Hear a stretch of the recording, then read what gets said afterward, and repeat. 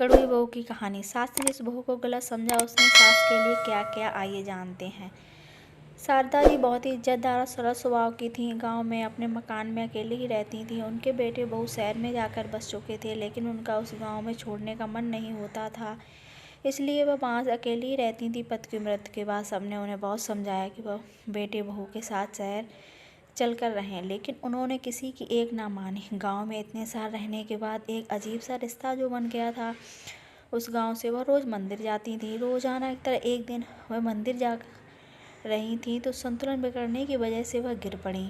गांव वालों ने उन्हें उठाया, पानी पिलाया और समझाया कि अब इस उम्र में अकेले रहना ठीक नहीं है। शारदा जी के 3 बेटे थे और तीनों ही शहर में बसे हुए थे। उस रात शारदा जी पूरी रात करवटें बदलती थीं। उन्होंने अब भी गांव वालों की बात समझ आ गई थी। उन्होंने परिस्थिति को स्वीकार करते हुए फैसला लिया कि वह शहर चली जाएंगी और अपने बेटी बहू के साथ रहेंगी। उन्होंने बच्चों को फ़ोन करके मन का बात बताई। शारदा जी की बड़ी बहू बहुत आज्ञाकारी थी, मंझली बहू मस्त मौला और तीसरी बहू स्वभाव से बहुत कड़वी थी। शारदा जी धार्मिक प्रवृत्ति की थीं और कभी भी कोई तीज त्योहार आता नहीं तो पहले से ही तीनों बहुओं को बता देती थीं। बड़ी बहू और मंझली बहू तो बहुत खुशी खुशी व्रत करती थी, लेकिन छोटी बहू कभी भी उनकी बात नहीं मानती थी और कहती थी कि आप मुझे फोर्स करके व्रत रखवाकर सारे त्योहार का मज़ा किरकिरा कर देती हो। शारदा जी की वह एक आँख नहीं बहाती थी और वह उसे हमेशा व्रत जप करने के लिए कहती रहती थी कि शायद इसके कुछ पाप धुल जाएं। दोनों की किसी न किसी बात पर रोज़ बहस हो जाती थी। तो एक दिन शारदा जी को बहुत गुस्सा आया और उन्होंने कहा, तू क्या सोचती है कि बुढ़ापे पे मैं तेरा आसरा लूँगी? मर जाऊँगी पर तेरे पास कभी नहीं आऊँगी।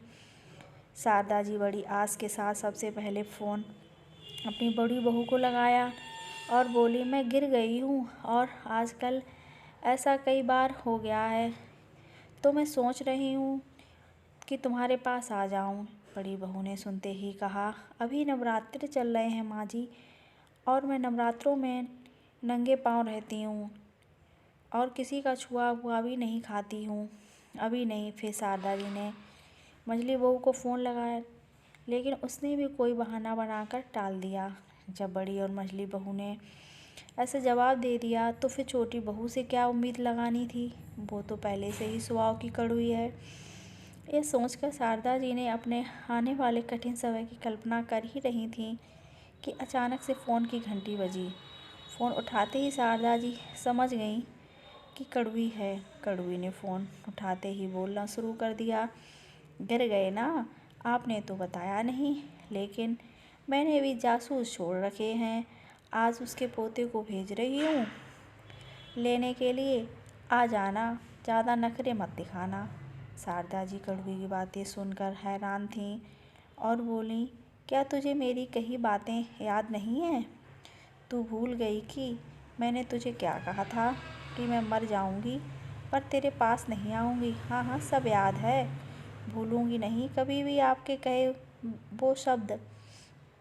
लेकिन आप मुझे नहीं जानते, मैंने तभी व्रत लिया था कि इस बुढ़िया को मरने नहीं देना, और आज से मेरा व्रत शुरू हो गया है।